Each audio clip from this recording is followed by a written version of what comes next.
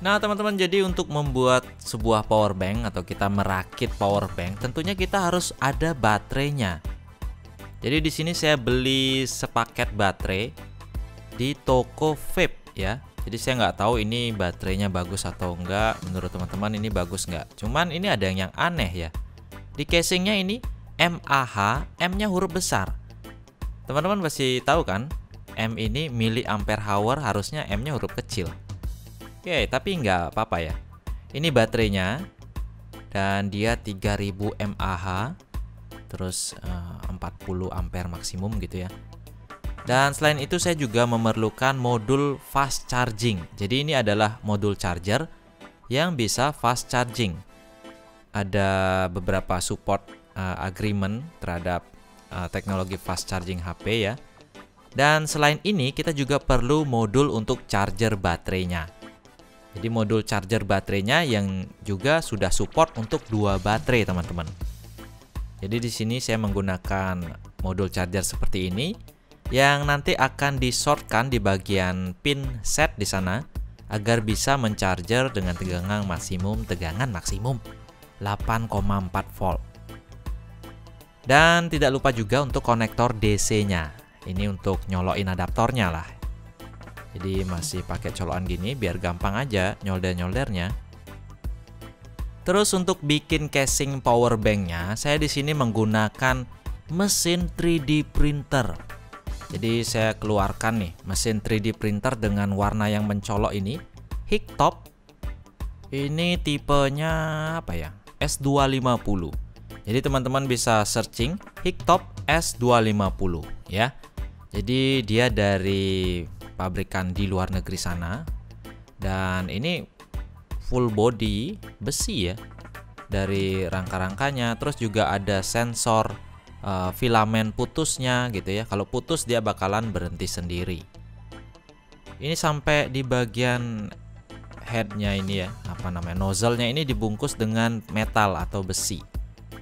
Jadi sebelum mencetak saya gambar dulu dia di software 3D SketchUp seperti ini.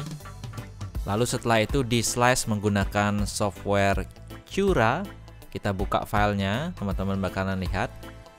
Nah ini dia, ini selongsongnya. Kalau kita slice dengan settingan yang saya buat saat ini, itu menghabiskan waktu sekitar 2 jaman ya, 2,5 jam lah. Terus kita hidupkan printernya dan nanti dicolok memori yang sudah tersimpan filenya ke Hicktop ini.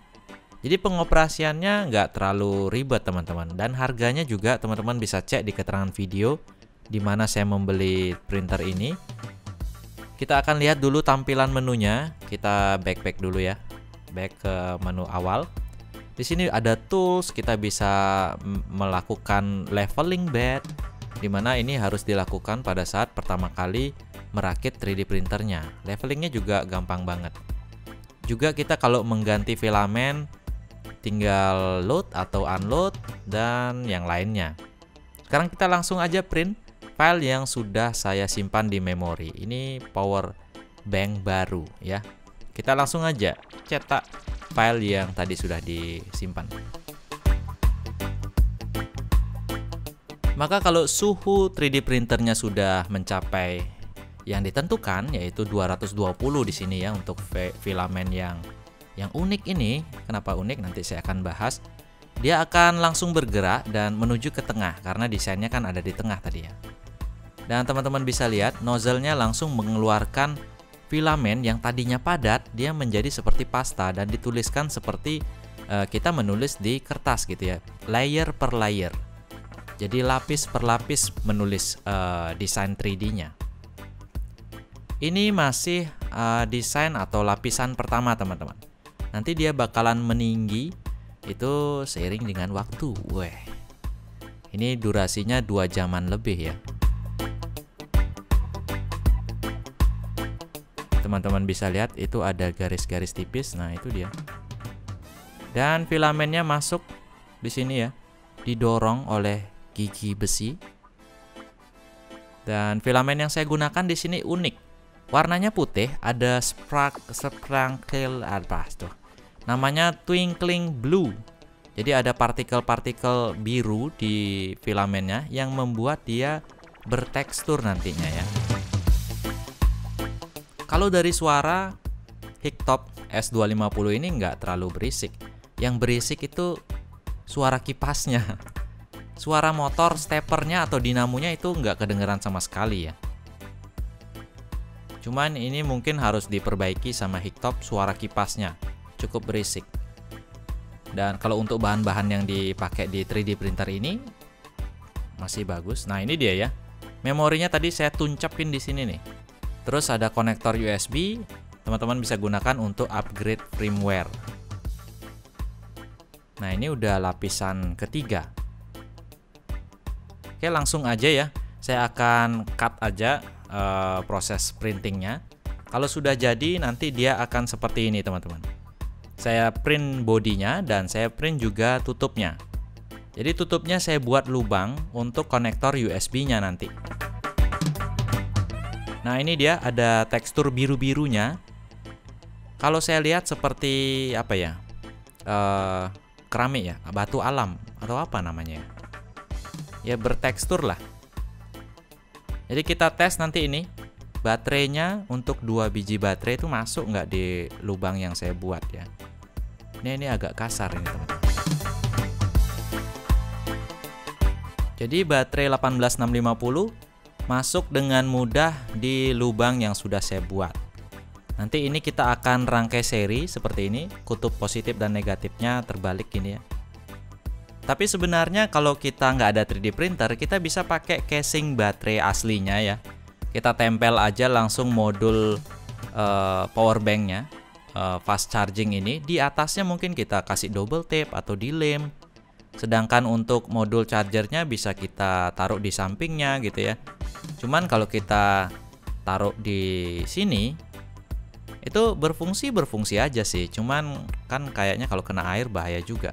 Kalau kita buat 3D printer terus kita seal, kan kayaknya lebih aman ya. Konektornya juga nggak tinggal nongol lubang kayak gini aja gitu kan.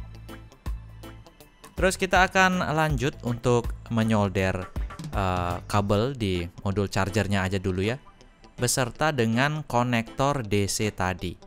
Di belakang sini sudah ada tulisan yang bikin teman-teman nggak bingung mau nyolder positif negatifnya di mana, karena di sini udah ada tulisan. Bisa tegangan input 5 sampai 15 gitu ya. Kita solder dulu pin set, yang dimana kalau kita shortkan pin set ini, dia akan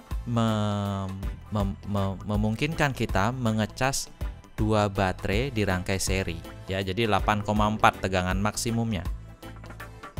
Kita akan solder dulu konektor DC-nya di bagian sini, plus dan minnya.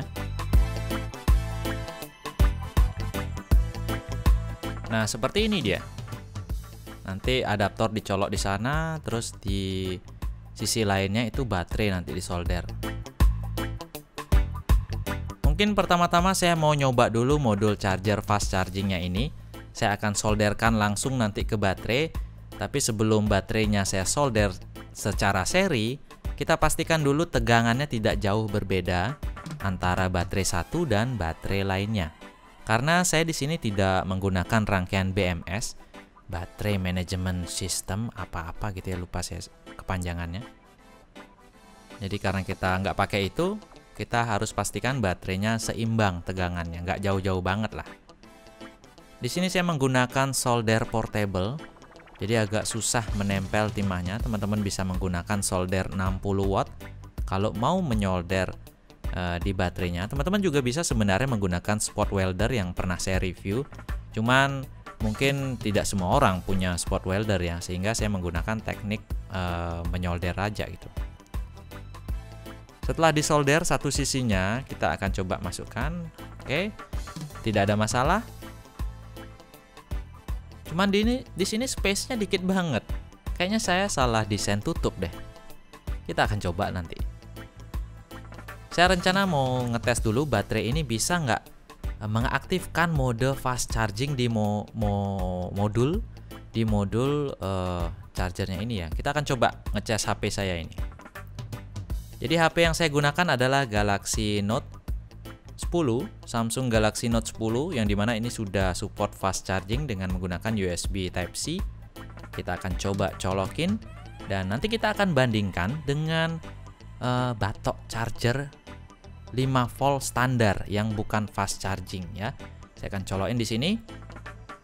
Teman-teman bisa lihat pengisian daya cepat 47 menit hingga terisi penuh. Jadi dia otomatis men-switch ke mode fast charging dan ini tidak merusak handphone kita. Jadi saya akan coba untuk charger yang biasa, ini 5 volt standar ya, bukan yang fast charging. Ini akan berbeda banget waktunya. Jadi pada saat saya colokin, dia 52 menit. Cuman beberapa detik kemudian si HP saya ini mendeteksi, oh harusnya kurang. Oh ternyata kalau mengecas menggunakan batok charger itu 1 jam 14 menit teman-teman. Lebih lama, lumayan waktu yang gini ya, waktu yang tersisa. Oke, kalau sudah memastikan menyala, saya akan pasang dulu konektor DC-nya dan merangkai semua modul ke dalam casing yang sudah saya cetak menggunakan 3D printer ini. Oke, agak semrawut juga nih. Nah, kalau sudah jadi, nanti teman-teman bisa lihat dia kayak gini jadinya, agak ada renggangnya. Ini karena yang tadi saya salah menggambar, kurang apa ya? Kurang lagi 1 mili lah.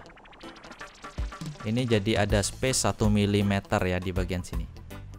Kalau dilihat di tutupnya, ini juga untuk ini ya, ini kurang masuk kayaknya. Jadi mungkin saya akan gambar ulang atau teman-teman bisa mendesain casing powerbank yang lebih bagus lagi. Teman-teman juga sebenarnya ada yang jual sih online. Tapi kalau kita buat sendiri kan keren. Ini kayak vape ya. Saya genggam ini kayak megang vape malahan. Tinggal pasang modul vape, terus pasang apa namanya ya, konektor untuk coilnya. Udah deh, kita bisa bikin vape sendiri kayaknya nih. Vape apa sih namanya? Kita akan coba untuk ngecas HP lagi. Oke, masih berfungsi fast chargingnya. Dan teman-teman di sini saya agak keliru tadi ya. Saya lupa menanamkan ini saklar ya. Jadi kalau ini nggak nyala terus dia, nggak bisa mati malahan. Teman-teman bisa gambar ulang nanti tambahin saklar ya. Ini saya menyalakan softbox terang banget. Dan saya coba untuk menyalakan iPhone normal-normal aja. Ya, jadi semua perangkat yang 5 volt bisa berjalan dengan normal, bisa di-charger dengan normal, bisa disuplai tegangannya dengan normal, dan juga perangkat yang support dengan fast charging itu bisa digunakan dengan modul ini tanpa merusak handphonenya ya. Saya sudah coba dan ini sudah dari tahun lalu sih nyobanya ya.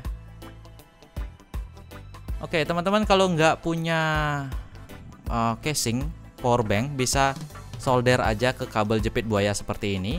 Ini kayaknya lebih praktis untuk daruratnya.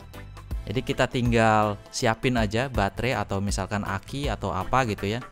Atau di sepeda motor atau di truk gitu kan akinya di luar tuh. Kita tinggal cantolin aja modul ini ke sumber baterainya, bisa 12 volt, bisa maksimum itu 32 volt ya. Kalau udah kecolok gini, kita tinggal sambungin aja langsung kabel data kita atau kabel charger kita ke handphone. Dan seketika kita bisa mengisi daya baterai. Fast charging lagi nih. Ya, jadi nggak takut kita kehabisan. Cantolin ke solar panel bisa. Cantolin ke baterai 9 volt bisa. Ya, jadi mungkin lebih praktis kita buat ginian aja ya. Gimana menurut teman-teman nih? Oke, mungkin sekian dulu video saya hari ini. Ngawur-ngawur bikin power bank ya, casingnya jelek lagi. Saya mau share sebenarnya desain casing saya, tapi karena gagal ini ya, saya akan share nanti aja. Nah, ini saya ada project lagi, inverter mini yang belum selesai saya solder. Semoga aja ini berhasil dan nanti akan saya share desain PCB-nya. Ini inverter 12 volt ke 220 volt. Oke, tunggu videonya. Jangan lupa untuk subscribe channel YouTube ini untuk mendapatkan info selanjutnya dari saya, Anak Agung Dwi Arsana. Oke, sampai jumpa teman-teman.